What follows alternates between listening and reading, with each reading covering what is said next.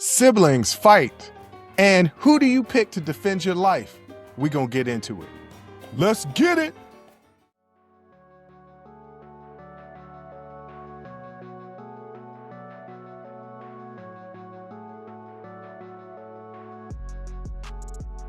Welcome.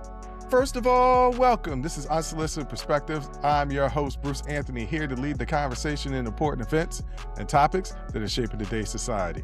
Join the conversation and follow us wherever you get your audio podcasts. Subscribe to our YouTube channel for our video podcasts, YouTube exclusive content, and our YouTube membership. Rate, review, like, comment, share. Share with your friends, share with your family, hell, even share with your enemies. On today's episode, it's a Sibling Happy Hour. I'm here with my sis, Jay Aundrea. We're going to be dilly-dadding a little bit. Then I'm going to be telling you a story about siblings that are fighting each other. And then me and my sister are going to pick the teams to save us if we were kidnapped. But that's enough of the intro. Let's get to the show.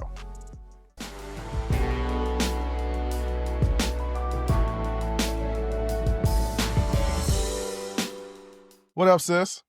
What up, brother? I can't call it. You know something? What's that? Winter is coming. Not just up there, down here too. Okay, so this is what I want to say to all the people out there. This is coming out Friday, January the 23rd. We are supposed to get a snowstorm, a really bad snowstorm, I guess, both up here and down there in Atlanta. Up here, it could be really, really bad. They're saying it could be 24 inches and ice. Yeah. Which means that we might lose power. Unfortunately, if we lose power, I can't upload any episodes or anything. So if you don't see anything, and I'll try my best to put it on the Instagram and Threads or wherever, TikTok or wherever we are in the social media, to let you guys know that there won't be any shows, but that's only if power gets knocked out from these snowstorms. And I'm hoping that power does not get knocked out, because I don't know what to do with myself if I don't have any power. Yeah, I mean, you don't. Of course, I have puzzles, board games. I could read a book. There are a million things I can do without power. That's just fine. But I don't know how you're going to survive without electricity. I honestly am a little worried for you. For a dude that reads every day, all day long, I'm not picking up no book. And here's the thing, ladies and gentlemen. I become obsessed and fixated. So when I read a book, nothing else is important except for me finishing that book. Kind of like me with like a TV series. If I start binging a TV series, I may have to wake up early in the morning. I'm going to see the next episode. And so I've got to read the next chapter. I've got to read I won't stop. That's the reason why I only read on vacations, because that's a designated time where I can just read all day. Yeah. So I just read articles and stuff, but I just want to let the people know I don't know what I'm going to do. Hopefully. And all of that is electronic. Like, you're not reading the newspaper, like you're reading it online. So, right. Yeah, I don't know what you're going to do. Well, now, conversely, you guys are getting like maybe 2 feet? Yeah. We're getting a half inch. But a half inch in Atlanta with ice accumulation, like a half inch in Atlanta is substantial. I mean, North Georgia is getting more, but as far as like city of Atlanta, I mean, that's going to shut this whole place down. So I'm going to the grocery store right after this because I don't have no food. It's not coming until Saturday night. Yeah, but everybody is probably thinking, okay, it's going to be crazy Friday. So we'll go Thursday. And I'm saying it's going to be crazy Thursday and Friday. So I'm going to go on Wednesday. Just to let you know, I did it the last weekend. Amazon. I did it at your house. Amazon deliveries be working. I got 18 eggs for $1 and bought 5 things of 18 eggs. Now, eggs is only good for about 2-3 weeks. Yeah, but I did the math, and that's 18 eggs a week for 5 weeks, right? And that ain't nothing but 3 breakfasts. So it worked out. You have 6 eggs in a breakfast? What?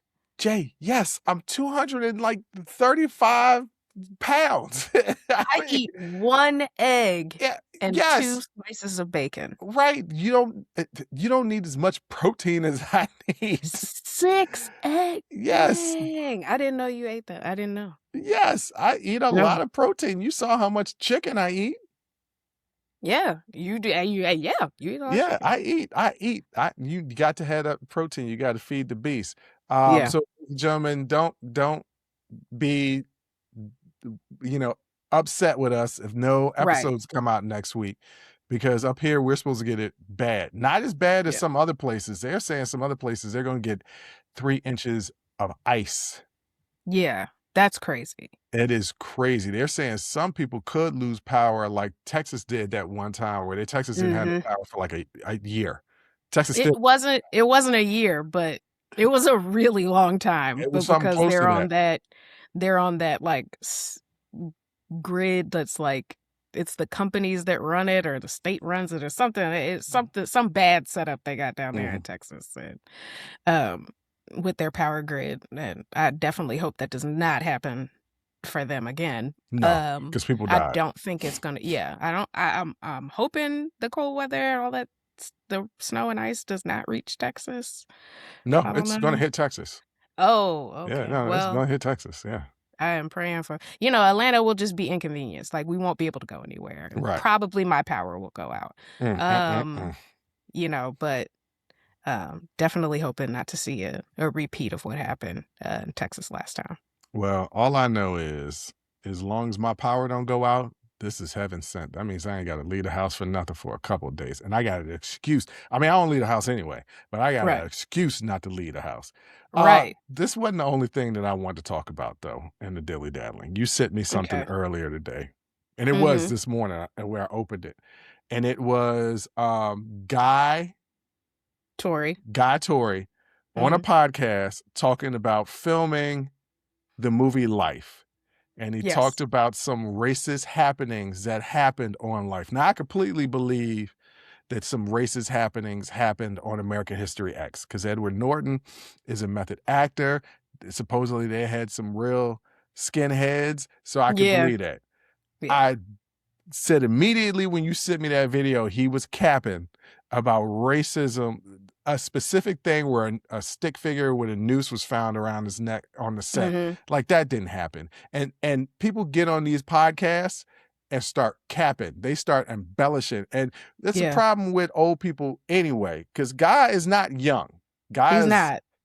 got me by 10 years. Okay. Yeah. He's in his 50s easily. Yeah. The older you get, the stories you tell. 57. 50, so he's almost 60 years old. The older Yeah. you get, the stories that you tell get crazier and crazier and crazier. Yeah, it's the old we had to walk 15 miles and 6 feet of snow to get to school type of thing, that old people be, we had to do this. And they're like, man, shut up. No, you didn't. With no shoes on. And you're like, Right. man, shut up. No, you didn't. With no shoes Do on. I think that there might have been incidents that could be construed as racist on the set, and that Eddie maybe once, maybe twice had to say something or have someone removed or something like that? Yes, I think that's whatever the story was. I can't remember. Some guys said some guy on the crew had said something. It was the pickaxe the thing. pickaxe Yeah. thing where supposedly guy was swinging a pickaxe, and one of the crew said, "Hey, that's not how you swing a pickaxe." And Eddie was like, Yeah. "Hey, man, don't talk to him like that." And the guy wasn't on the crew any Right. longer. Like, yes, Right. I do believe stuff like that, but the noose around Yeah. the neck, no, I don't believe that. But did it go down like that, like as a racist incident? I don't think so. I don't think that the response was, hey, we know how to swing a pickaxe. We've been swinging a pickaxe, Right, yeah. because those are actors. They don't know how to swing a pickaxe. There are some things that are just not inherent to us on the strength of us being Black. Like, I've never swung a pickaxe in my entire life. I don't know how to swing a pickaxe. Never. You just right. swing it, right? Just swing I don't know how to play the bass. it. You know what I'm saying? Like, there are some things, like, don't just assume all Black people can do this or do this. Like, So yeah, do I feel like he was probably putting 20 on 5? Yes. Not 100 on 10, 20 on 5. That's a Yeah. new one. I ain't heard that Yeah. one before.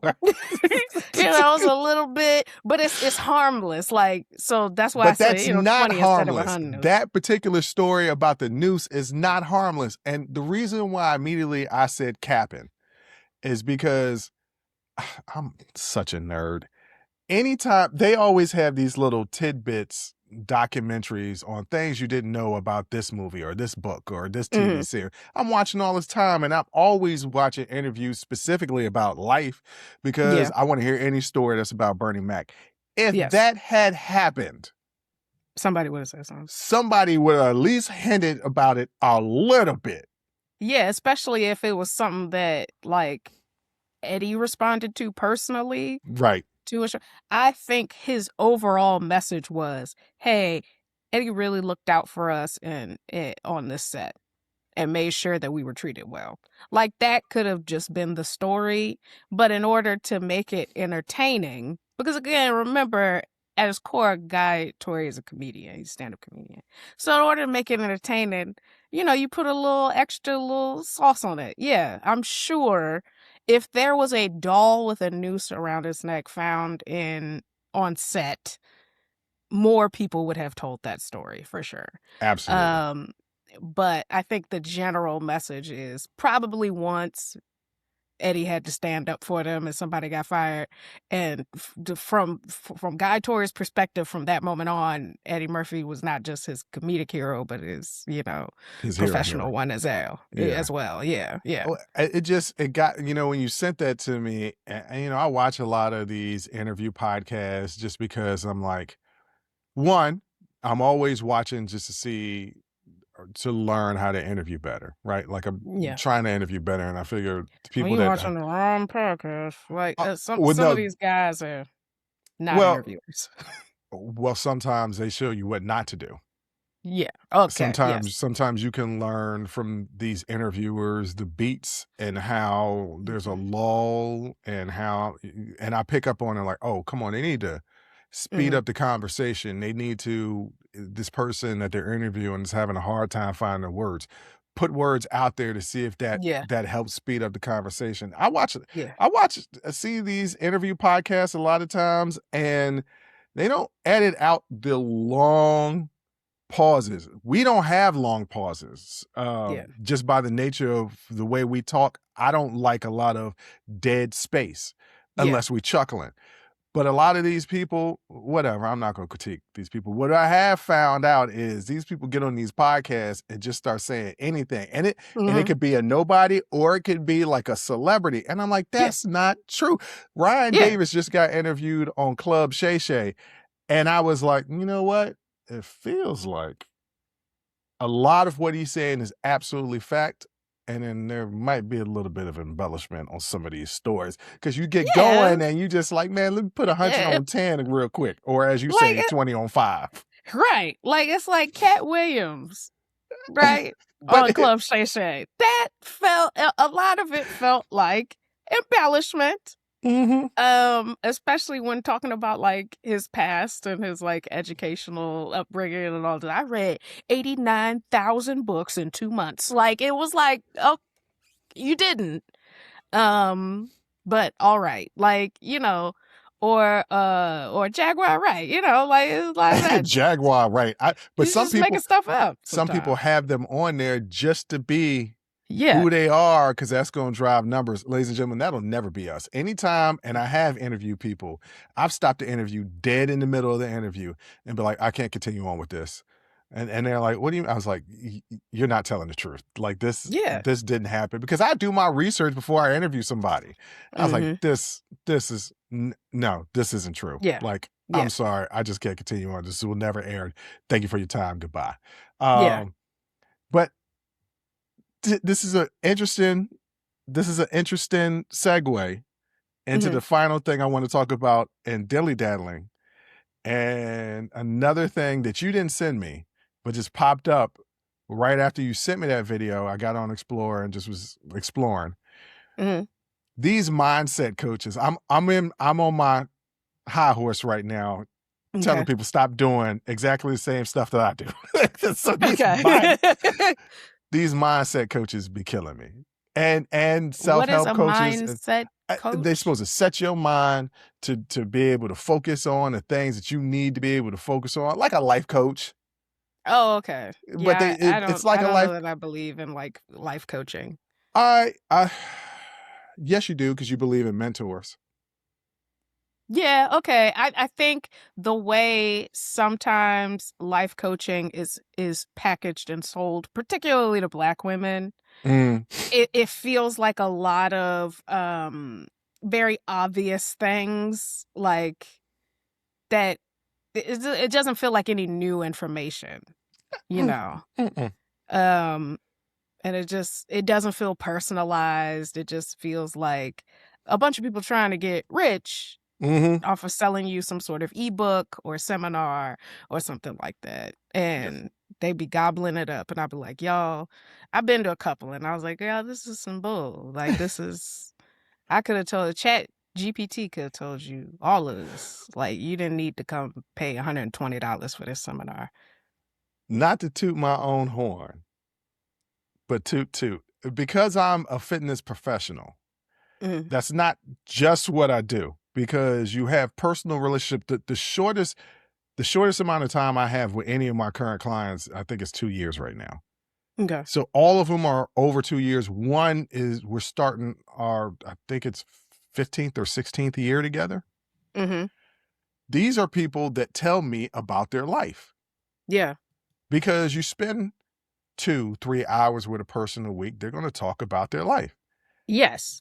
And they ask me my opinion on things. And to me, it's all very common sense, right? Like, oh, okay, this is what you're going through. This is what's going to happen. You should probably do Yeah. this, right?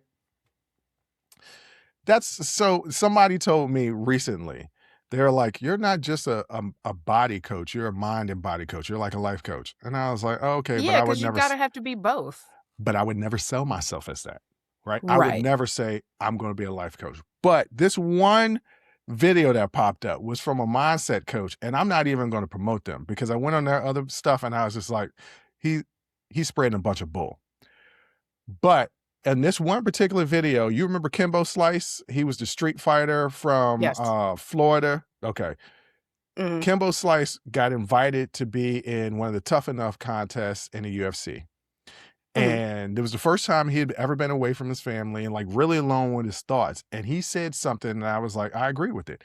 He said, I've always been fighting the enemy, but I've realized through this time, me being by myself, that the enemy is the inner me. It's not an outside thing. It's me on the inside. Now, I see your face, but I believe it's true. Sometimes our biggest That's not a unique thought. I know it was unique for Kimbo Slice, okay? But No, I mean, I've heard that exact same thing before. Like, I've that's not heard a it too, yeah. but it just Yeah. resonated with me today, right?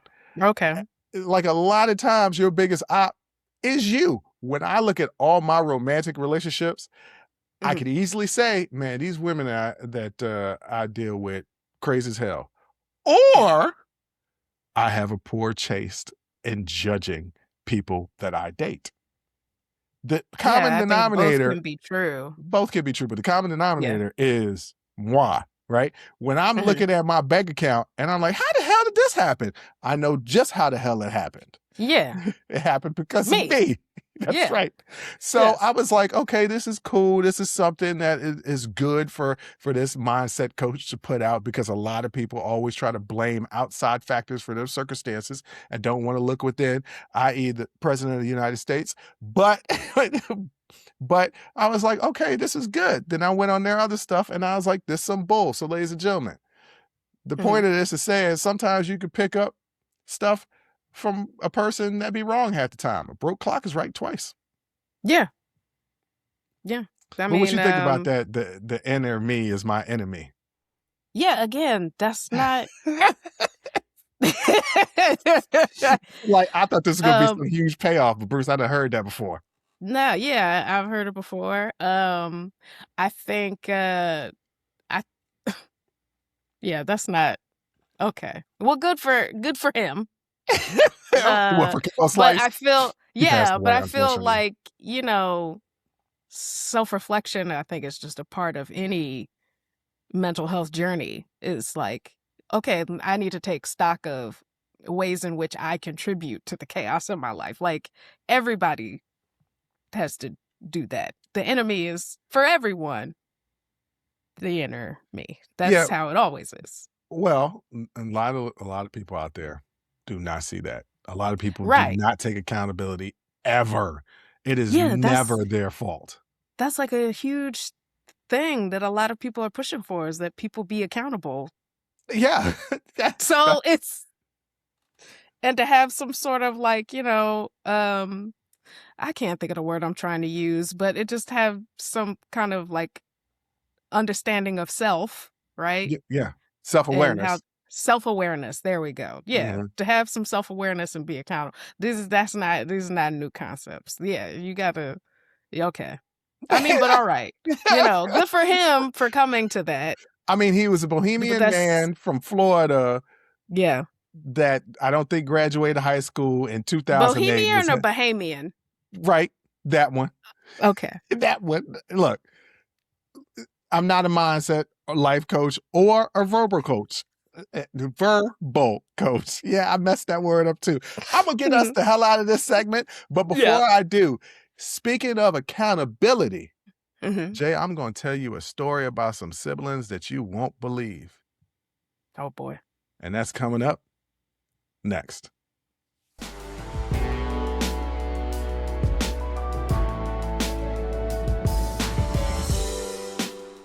Jay, what if I told you that a family that was responsible for a sports franchise had nothing but internal infighting that has caused 6 siblings to almost be bitter enemies? I would say that makes complete sense. Hold on.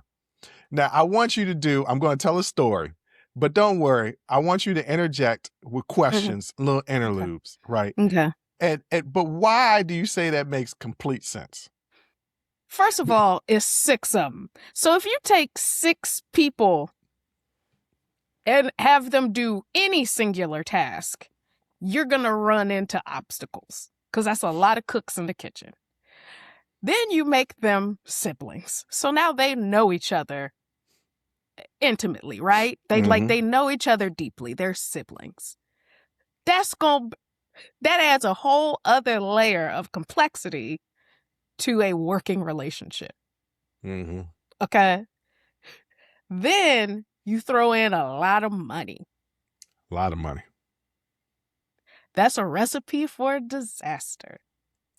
You're right. It's an age-old thing of a family coming from something, a family dynasty, even royalty, where siblings would stab each other in the back for that prize, right? Yeah. I can't identify with it because the 3 of us, even though we've had ups and downs through the years, are pretty solid. Yeah. But I can see how there could be fraction, because even in the dynamic of the 3 of us, each one thinks the other 2 is a clique. Yes. It's been accused, right? It's been accused that by our brother that we're a clique. It's been accused by you that I and our brother are a clique. It's been accused by me that you and our brother are a clique. Like, and it's like, no, we're all one clique, but we all have different relationships with each sibling. Right. Yes. Right. Well, the patriarch of the family, the father, brilliant man, wanted a sports franchise and bought one. And the sports franchise had some history, but not a whole lot of history. But it was in a major market. And he turned this franchise into a dynasty. Nice. And ruled that sports league for decades.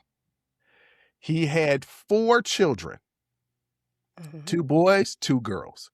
When he started the franchise, of course, he hoped his oldest son would go ahead and be his right-hand man and be able to take over the family business, be just like him. his older son wasn't like him. Didn't really care about the business, dibbled and dabbled a little bit, but wasn't really into it. Mhm. The oldest daughter, well, she wasn't really into sports like that. She did some other stuff. The next son, he would rather go out there and do sports on his own, didn't really care about the business. But one of his daughters was exactly like him, kind of like you and our father.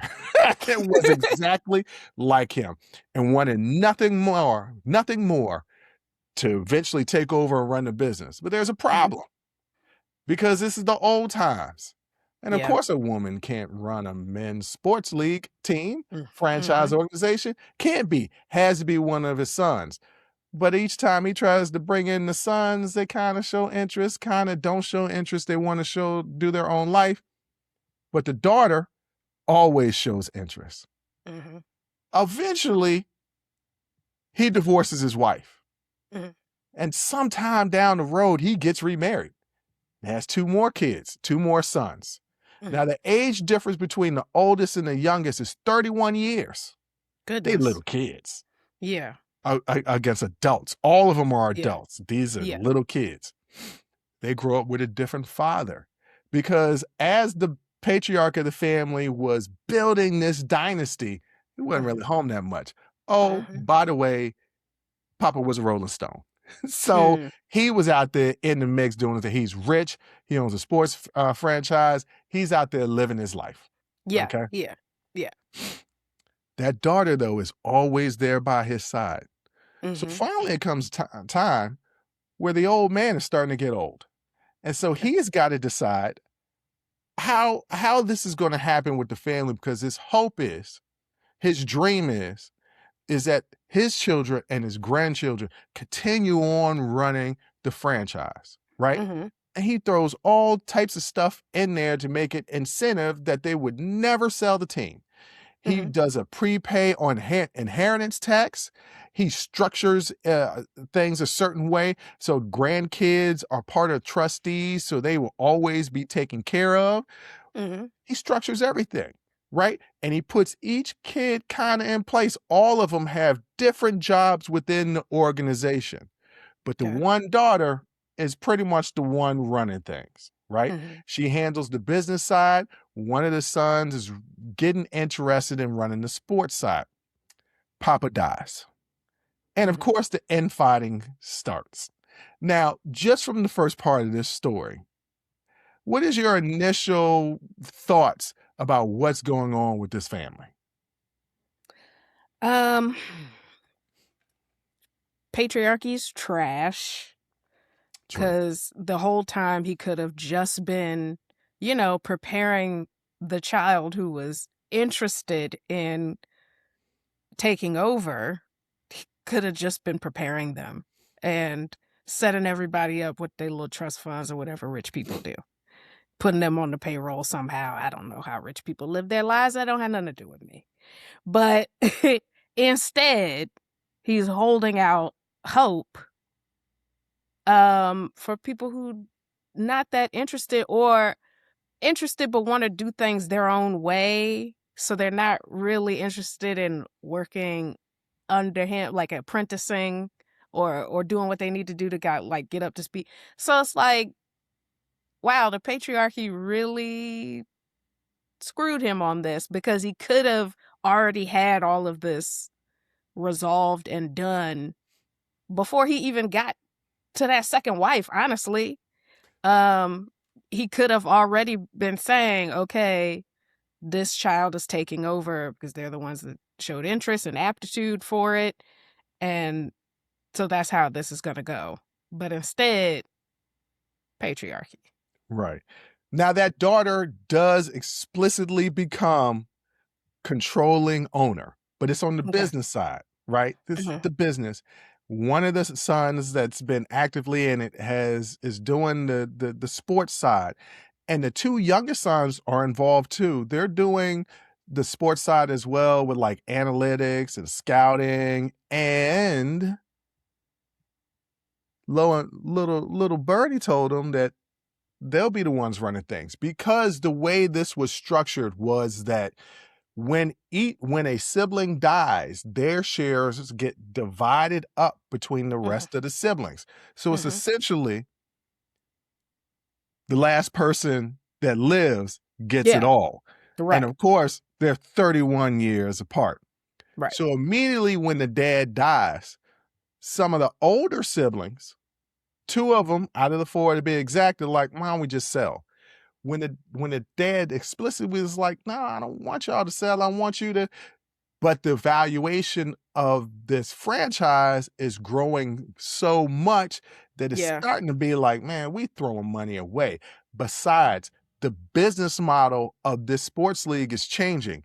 Owners used to be millionaires, they're now billionaires. And now it's getting harder to compete with billionaires. You think because you're a millionaire, you cool, but you ain't a billionaire. It's a totally different ball game. Yeah. Now, what happens is this once dominant sports franchise is no longer that dominant. They have a whole lot of lean years, don't make the playoffs for a lot of years. In the previous 20 years, they had only missed the playoffs twice when Papa was alive. After he died for 11 years, 7 years, they did not make the playoffs. They only made the playoffs 4 times. Yeah. So one of the brothers is the one handling the basketball side. So what does that mean? So now I know it's NBA. Damn it. I was trying to keep it. Narrows it down. Damn it. Was handling the sports side, right? Yeah. But they not winning. So what do you think happened next? Sis fired him, probably. Sis fired him. Yeah. But he was thinking, well, you can't fire me. I'm part owner. And she was like, I fired you from that job, not from you being owner. No, you're still part owner. The other brother was like, no, you can't do that to us. He didn't get fired. He was just like, you can't do that. So those 2 brothers joined forces to try and steal the franchise from her. Not her portion, like her ownership, but control. So she's no longer in control. So they tried to maneuver this way to create a board, and they had to go to court and everything. And the judge was like, no, it says in the dad's will, she is the controlling owner. She has the right to fire you. But guess what happens? Now the siblings ain't rocking with her. Yeah. But this is just business. And it's been 11 years, 7 of which we have not made it to the playoffs. Which means there got to be some changes. Right. So you're not doing the things. Right. And you're not making the things happen. So look, you got to go. Once lawyers got involved, Thanksgiving was over, right? It became personal, no longer professional. They took great offense to it, probably because they always felt that they were supposed to be the heir apparents because they were the men, right? It was supposed to go to them. Funny thing, because there's now 6 of them, and the 2 youngest are adults now working with the organization. They sided with the sister. They had grown close to the sister. They had become friends with the sister. The organization makes a big deal about signing a player. We go down the road for a little while. They make a big deal about signing a player. Okay. And the new GM, the new basketball the new basketball operations guy is doing a press conference announcing this huge signing. And he's starting to thank people, and he thanks one of the brothers that tried to overrule the person that put him in place, the sister. And so the 2 younger brothers was like, wait a minute, that's a little confusing. Why is he thanking the brother that was trying to take over? So one of the younger brothers calls the sister, the owner, right? The controlling owner, calls the sister and was like, yo, what's this about? And the conversation takes a left-hand turn. Their mother, the 4 siblings' mother, is dying. It came out that before the oldest son was born, the mother and the father had a daughter, but they didn't have any money, so they gave the daughter up for adoption. You know, with all this 23andMe stuff, she was trying to find her family, found out that she's related to this famous family. She didn't come in for no money or nothing like that. She just wanted to get to know her family. Yeah. Another secret came out.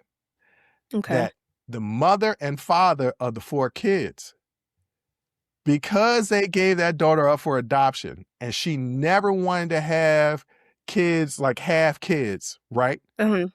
She made him promise, the patriarch, she made him promise that he would never have kids outside of her. This all comes out later now. And so the sister that's running the organization finds out about this. Mm-hmm.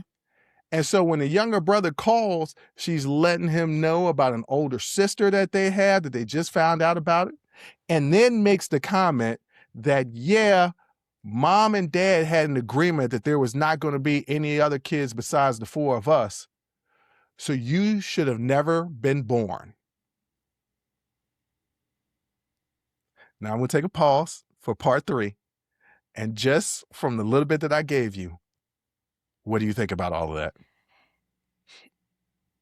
She said that to her 2 younger siblings? It's said that she didn't, but they said that she did. So, Mm-hmm. Mm-hmm. well, should not have said that even if the the promise between 2 adults does not have anything to do with the children. So they made a promise, but she passed away, or no, she didn't pass away. He got remarried. Mm-hmm. They got divorced and he got remarried, Mm-hmm. and he had 2 more kids. So like he didn't keep the promise. I think that's kind of a ridiculous promise to make. They could, like, obviously, well, I'm sure she knew he was a Rolling Stone. So she was like, hey, just don't have no kids on me. Like, that might be like the basis of that promise of like, I know you out in these streets, don't have no other kids on me. Right. These are it. But them getting divorced and him getting remarried, like, that nullifies that because y'all not even married no more. So there was really no reason to even bring up that promise. That had nothing to do with the 2 youngest children. So even if she didn't say that explicitly, like, just bringing it up, what was the point of doing that? Like, that seems messed up. Yeah. So because of this conversation, remember, there's 2 younger brothers. Yeah. And they're tight because to them, they're brothers, right? Yeah. Like, they are full brothers. Yeah. And there's an age gap. There's such an age gap, yeah. But this conversation had them realize that there's always been kind of this deep resentment towards them. And so they were like, oh, okay, maybe people was humoring us, but now we're adults. They still look at us as little kids or not even supposed to be here. Maybe they don't think that we have any claim to be a part of this. Meanwhile, we were the closest to Dad because Dad was actually around when we were growing up. Like, we know him better than they probably know him because he wasn't around, which also has some resentment that they got the life that the other 4 never got. Yeah. And they're pissed off about it. Yeah, but that's, again, that's not your sibling's fault. If you had an issue with that, you should have raised that with your father. Like, that's not your sibling's fault. They were born into a family just like you were born into a family. Like, it doesn't make a difference. Like, so I just feel like bringing all of that up, what was the point? And at the end of the day, even if you feel some type of way about your younger siblings and this, that, and the third, your father still named you controlling owner. Right. At the end of he didn't make one of them control. Now, if he had made one of the younger siblings controlling owner, and you'd be like, okay, I was here all along. Right? I've been here all along. What's up? Then, okay, I could say you have a leg to stand on, but the fact that you are, even with them growing up, he knew them growing up. He was close to the 2 of them. He still named you controlling owner. Mhm. So really, at that point, what are you doing except being petty? Oh, let's get to part 3 because Oh pettiness boy. does not end there. So the Okay. two brothers are starting to hear murmurings from two of the older siblings, not the controlling owner one, but Mm-hmm. the two other ones are just like, hey man, like, why don't we sell this team? Right? Because the money Okay. is starting to get crazy. Yeah. And they know that if the four of them join together and want to sell the team, that they're outnumbered in the vote. Right? Mm-hmm. Mm-hmm. So they were like, okay, they worked with their lawyers and everything. And they said, well, people are stressing because the money is getting crazy. Why don't we do a minority sell? Well, we sell a small portion of the franchise. We get some money that we could throw into their pockets, Mm-hmm. right? But we still control, we still have absolute control of the franchise. Right. So as they're starting to put this together and they're talking to a couple of siblings, they're trying to call other siblings. Other siblings ain't answering the phone. I'm talking about for weeks, not answering the phone. One day, the two brothers get called into an office. The two younger ones. The two younger brothers get called into an office, say, hey, they want to meet with you by some of the people in the business side of the franchise. And they were like, hey, we got this offer to sell the majority of the team. The family is going to still hold about 17% of the franchise, but the rest of the franchise is going to be sold. And the rest of the franchise is going to be sold for $10 billion, which means every sibling gets $500,000. Now, the brothers was like, we don't Wait, really want it. is 10 that billion. math? 10 billion. Yes. Uh-huh. All the siblings get $500 million. Oh, you say 500,000. That's why I was like, Oh, no, that math ain't. all right, look, $500 million is what I meant to say. $500 million. Okay. That's a lot That's a of lot. money. That's a lot of money. So the siblings Yeah. that were kind of on the fence of thinking they was going to get tens of millions or maybe, a few hundred million is like, wait a minute, I'm going $500 million. Let's sell. The brothers are thinking about what their dad always said. Mm-hmm. Dad always said he wanted us to have control. That's the reason why we were talking about selling a minority share. We would still Yeah. get some cheddar cheese. It wouldn't be Yeah. nearly as much, but we would still hold on to Dad's dream that we Right. would control it. Now we're selling the control away, Right. except the sister that was the designated the owner negotiated a deal, even though she said she didn't negotiate a deal. She said it was an offer. There was no negotiation. That even though they would sell 10%, they would sell the majority of this franchise, that she would still get to stay on as the controller, like Mm-hmm. the head boss of the Yeah. entire franchise. And they were just like, this sounds like the bull, but everybody was supposed to keep their job, right? Yeah. Yeah. Everybody was still supposed to keep their job, still have a part in the organization. If you wanted to have a part, cool. If you wanted to go away, fine. So the boys was like, look, it's 4-2. We don't have no choice. We could try to fight this in court because if we feel like they didn't really try to get the best offer available, they just took this offer and ran with it.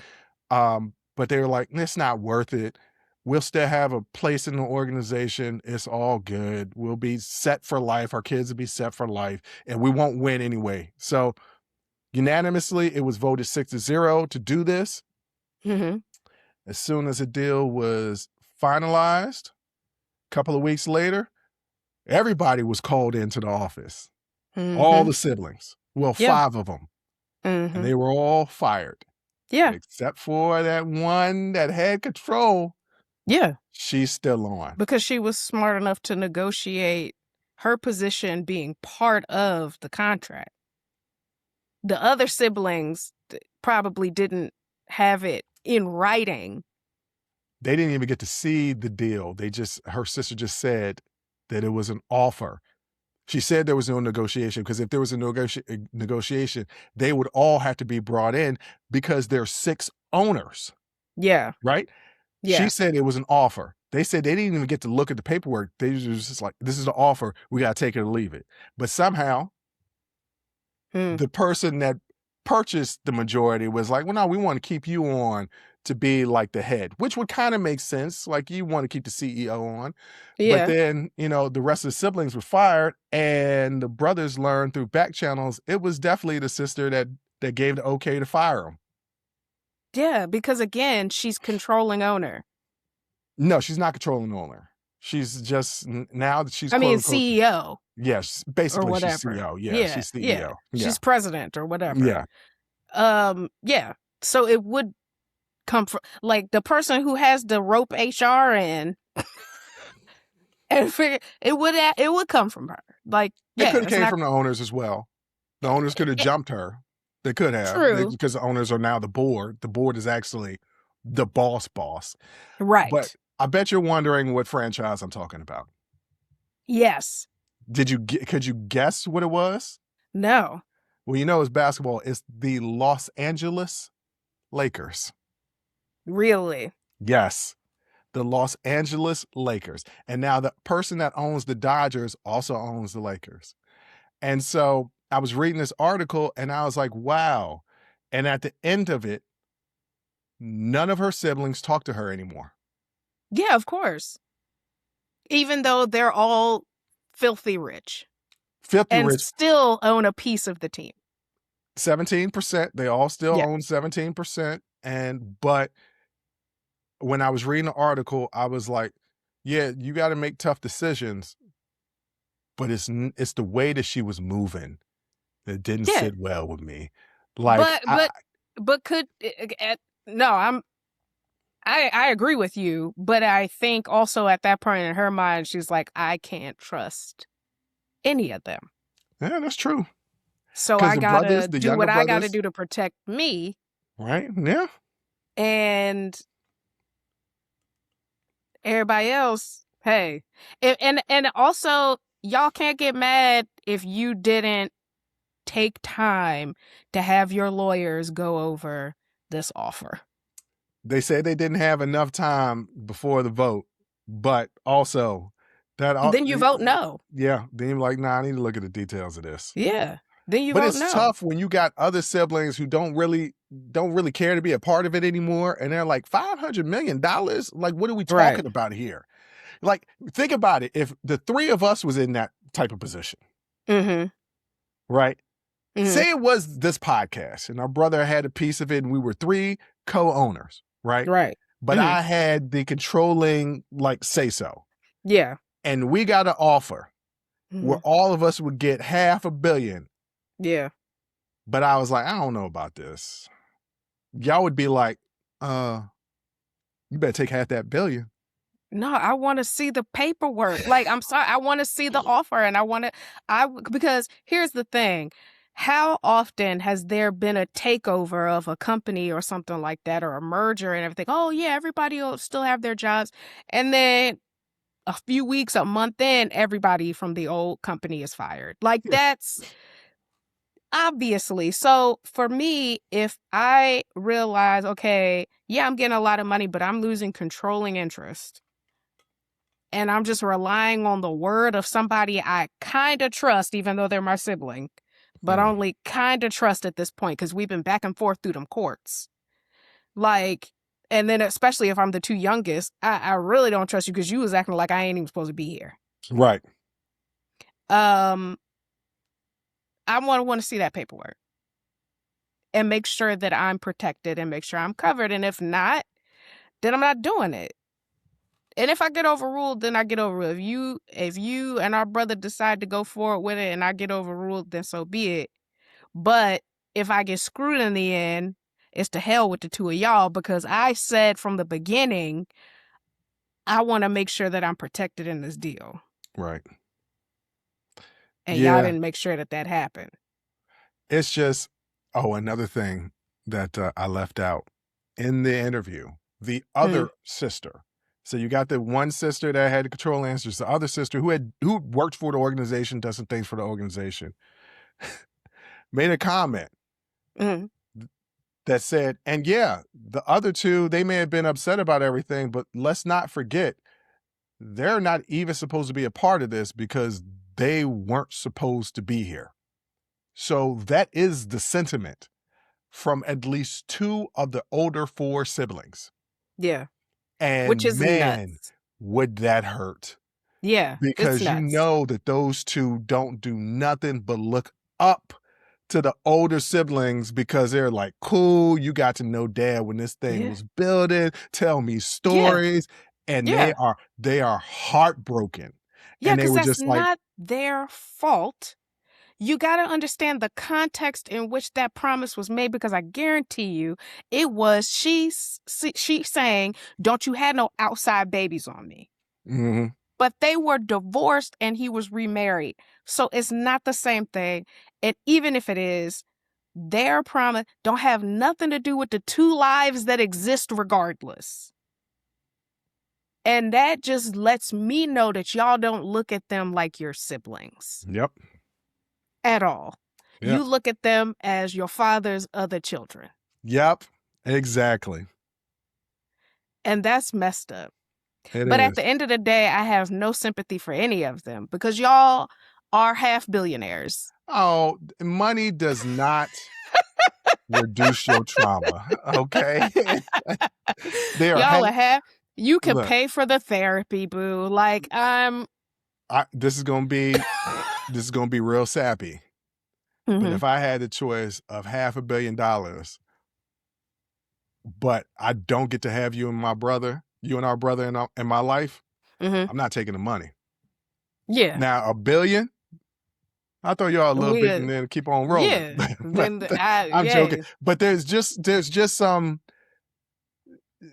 I know people can't be bought, and it's just sad because I see so many stories of siblings that fall out. And y'all know what I'm talking about. If you're listening and watching the show, you might not be talking to a sibling right now. You may not been talking to a sibling for 10, 15 years at one time. Mm-hmm. Y'all played in the sandbox together. Right.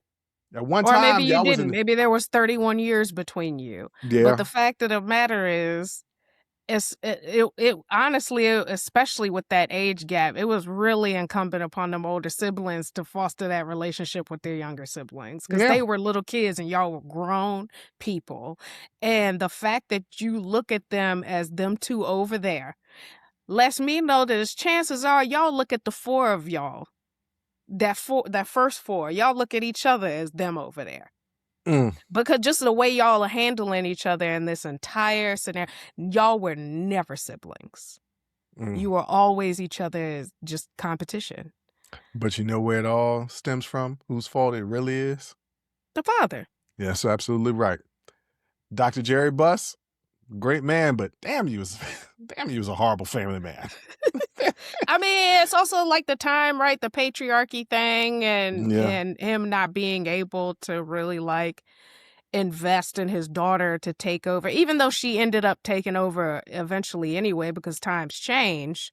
And wields a lot of power in the NBA governors, because that's what they're called, not called owners anymore. They're called governors. The NBA Governors Association, she got a lot of respect. But just, making sure that, first of all, that whole thing about don't have no more kids, that should have never been shared amongst the children in the first place. Well, the mother was sick, so that could have came out. I think she had cancer, because that could have came out while she was sick, because they just found out about it. Like it was just recently, within the last, I don't know, 10 years, maybe not even 10 years. But they were already treating they didn't need that. That was just honestly kindling on the fire. Like, but the mama man did that on purpose. She might have. Mm-hmm. I mean, we don't know. We don't know the lives, the inner workings of rich folk. We don't know. But they live by a different code. Yeah. It's crazy. So I want to tell you this story. If you like that, you'll like Running Point. It's a show on Netflix, Kate Hudson. It's very, very similar, except... Yeah, you told me about that. I said, this is Jeannie Buss. They just stole Jeannie Buss's story. Yeah, that's Jeannie Buss. Yeah. Yeah. Anyway. Yeah. But in that one, her brothers are just like, one has a drug problem and like the other two are just inept. And then there's a half sibling that I guess pops up and it's just trying to find their place. But what about this oldest daughter? Look, she just is like, look, y'all bucket, and I don't really want no parts of none of this. Just wanted it. She didn't ask for nothing, didn't want nothing. It's just like, hey, just want to know my family. And they were like, we got an older sister? Like, that's kind of crazy. I don't know. But she ain't getting none of that. I don't know the details. I think she wasn't in the trust, in the will. So maybe maybe one of them slide her a little bit. I don't know, depending on how close they get. Who But knows? that's enough of sibling talk. We're going to Yeah. talk about choosing teams to fight for your life. I'm going to explain it all. We're going to get into that next.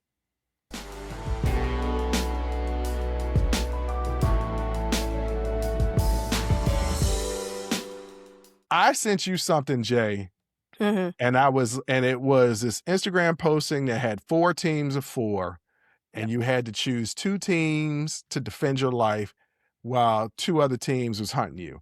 And a lot of the people that were on the teams, I didn't know, but I thought that was an interesting game. So Yeah. I created or remixed the game myself, and I said, eventually I'm gonna get this down, ladies and gentlemen. I've been talking all day, so bear with me. Yeah. There's 10 people that I created a list of, right? Okay. And you have to choose 4 to rescue you because you've been kidnapped. Okay. All right. So you got to choose 4 of these 10 people to rescue you. Mm-hmm. And then you got to choose the 4 that they got to go against. And all 8 of these people come out of the 10 of this list I'm about to give you. Okay. Now, in the thing that I sent you, it was 16 people, 4 groups of 4. One thing I noticed, not a damn woman in here. Not one. But in my list, we have women in the list. Okay. And who's on this list? What is this list of? It's a list of action characters. Okay. So you got number 1. Let me get a piece of paper because I ain't gonna remember all 10. I thought you got the rundown, so I put it on the rundown. Oh, it's on there. Oh, yeah, okay. It's on the rundown for you. So All I'm doing it for the audience. Okay. All right. That's behind the scenes in front of the camera. So the 10 people are Jack Reacher. Okay. Jason Bourne. Mm-hmm. Ethan Hunt. Mm-hmm. James Bond, the new dude, James Bond. What? The new dude. The dude, the recent James Bond. Jeez, I can't remember his name, but go ahead. I'll look it up while you. Yeah. Byron Mills, Taken. That's all you need to do is know Taken. Yeah. John Wick, Robert McCall, aka the Equalizer. Mm-hmm. Sarah Connor. You know Sarah Connor, the mother of John Connor. Just think Terminator 2. The Bride. Daniel Craig. Daniel Craig is James Bond. Yes. The Bride from Kill Bill. Uma Thurman's character. Yeah. And Natasha Romanoff. Beatrix Kiddo. Beatrix Kiddo. The Bride, Kill Bill. And then the final person, Natasha Romanoff, also known as the Black Widow.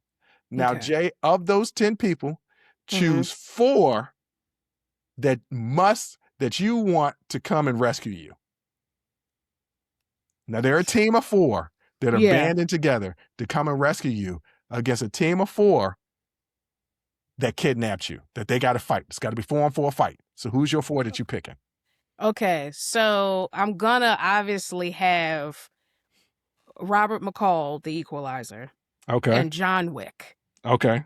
Why? Because they have gone up against just one person, 2 whole rooms of people, whole teams of people, entire mafias, entire countries. And they survived. Okay. So they're gonna be first. Next is gonna be Brian Mills, Liam Neeson's from Taken. Why? Because a lot of people got taken and he got them back. Okay. And that's just the truth. And last is going to be it's a toss up. Ooh, it's a toss up. But I think it's going to be Beatrix Kiddo because, again, went up against the crazy 88. She knows the 5-point palm exploding heart technique. So, like, this is somebody who's gonna. She killed Bill. I mean, she accomplished the thing. So, you know, she went through a lot of people to do it. And went from being just paralyzed to whooping all kind of ass. Yeah. So that would be my 4. Okay. Now, I'm going to take that as your top 4, right? Yes. So that means that they're going against people that kidnapped you, which would be your bottom 4. Yes. Who would be your bottom 4? Bottom 4, we're going to start with Sarah Connor. Sorry, girl. What? I'm She so sorry, fought girl. a Terminator and won. She twice. sure did. She sure did. Twice. She sure did. And that's cool. But no, sis, that was just 2 fights. And you barely got out them 2 fights. You won, and that's great. But that was 2 fights. Okay. And you barely got out them 2 fights. Okay. Next is gonna be James Bond. All right. Daniel Craig's James Bond. Great, athletic, can fight, get slip into stuff, all of that. Very cool. I don't know about his kidnapping skills. I don't know that they're that good. Are they that good? I don't know. Okay. They've already got you. They've already got you. They've got to make sure that they keep you. So it's more like a defense skill, not necessarily kidnapping. Okay. Well, again, great fighter.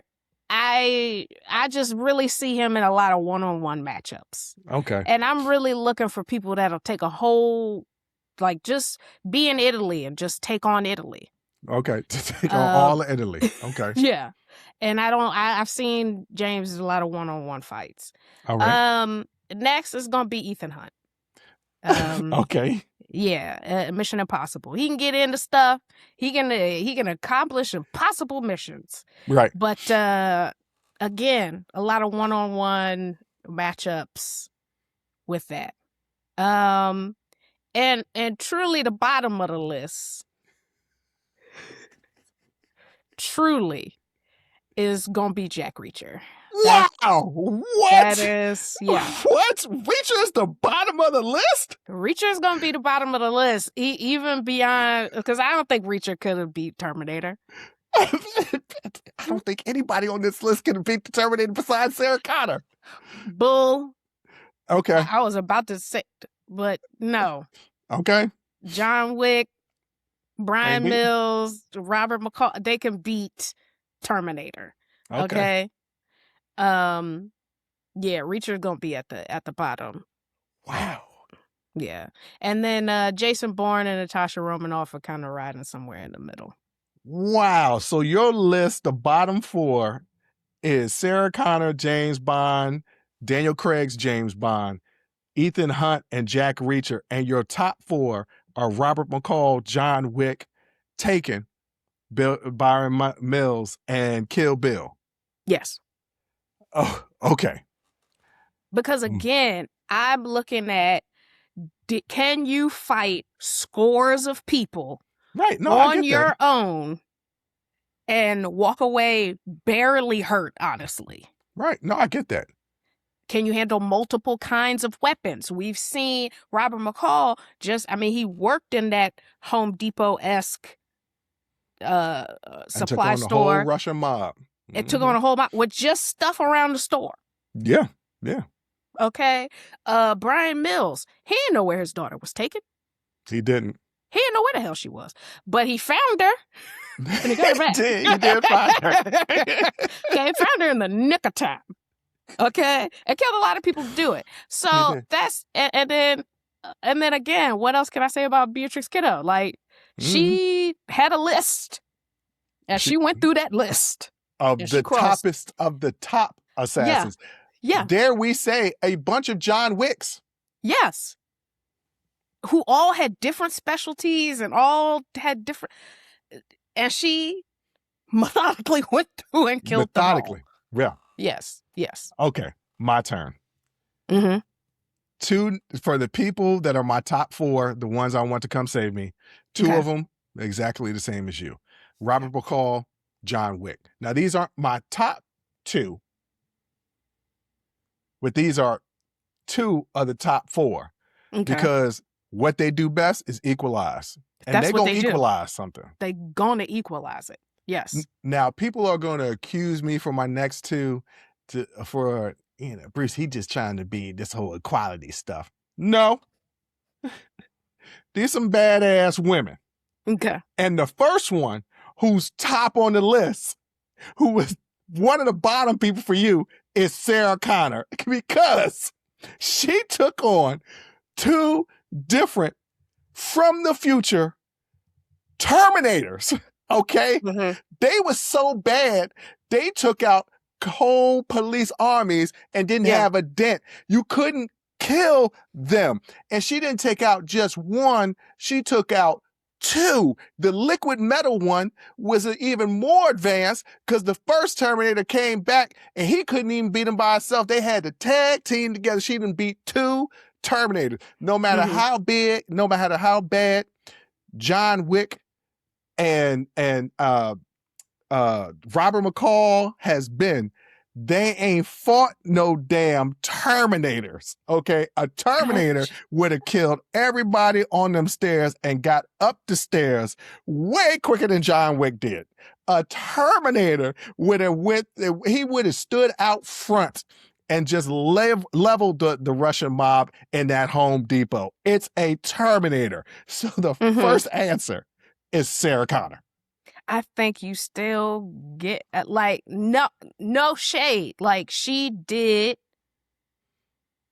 land the killing blow on 2 Terminators, right? She killed them both. She killed them both. She killed the first one with no weapons. She crushed him with the hydraulic press. But she had to fight a Terminator with no weapons. She had to run away and stay alive until still she a Terminator. could. You're right. Did she fight a Terminator? So here's the thing about a Terminator and I don't think what you understand. Okay, they're really set up for these kind of mass killing type of things, but you put them one-on-one with somebody. That's some bull. I'm not. You just trying to. I feel like no. You're just trying to. I feel like they're not as equipped to because ain't no reason why, honestly and truly, Sarah should have beat 2 Terminators. But she did, especially T-1000. But she did. And the second time she was trained. Remember how ripped she was? Sense. She was trained. No, I understand that. No, I get it. And then she came back for a 4th one and was just as ripped and was killing Terminators again. Sarah Connor. Let me finish my list because there's another female on the list. All right. Now, we talk about the John Wicks and we talk about the Beatrice Kiddos. They're assassins. Yes. The Black Widow has literally fought aliens. Okay? She's fought Avengers and aliens. Yes, but has she fought them en masse? I'm looking at if you're coming to rescue me and you're up against 4 solid, like even though they're at the bottom of my list, they're obviously at the top of like humans being able to accomplish incredible things, right? Like even though, I mean, Sarah Connor still, I couldn't beat no Terminator. So, like, they're at the bottom of that list of 10 amazing people. Like, let's put that in perspective. But I'm looking for people, you got to go up against these 4 people that got me kidnapped for some reason. Yeah. Because they think I'm a computer scientist, and I'm not. I'm a data scientist. I can't hack that mainframe. Okay? Y'all picked the wrong person. Jay. Black Widow can shoot a gun. She can flip around. She took on aliens, multiple aliens. Remember in Avengers, they was coming down from the sky. She was out there fighting. And she was looking at them. No, she was fighting. She was shooting, and she'd do a little thing where she'd jump on you and wrap her legs around your neck and flip you down and all that stuff. But she's also an assassin and is also beating up large groupings of people. She's the Black Widow. She's the main assassin. Yeah, I know, and I understand that. SHIELD snatched her up, and she's like, SHIELD was like, this the assassin. She's better than John Wick. Nah, I don't know that. Yeah, no, because I seen John Wick 4, and so I just like. Anyway, that's my top 4. Okay. Sarah Connor, Natasha Romanoff, John Wick, and Robert McCall. Okay. Now my bottom 4. two of them are going to be similar to yours. Okay. Because Daniel Craig, James Bond got his ass whooped a lot. A lot. And Ethan Hunt, I done seen him get whooped a lot. So I'm going to go ahead and take them out. Yeah. Jason Bourne, he got to go too.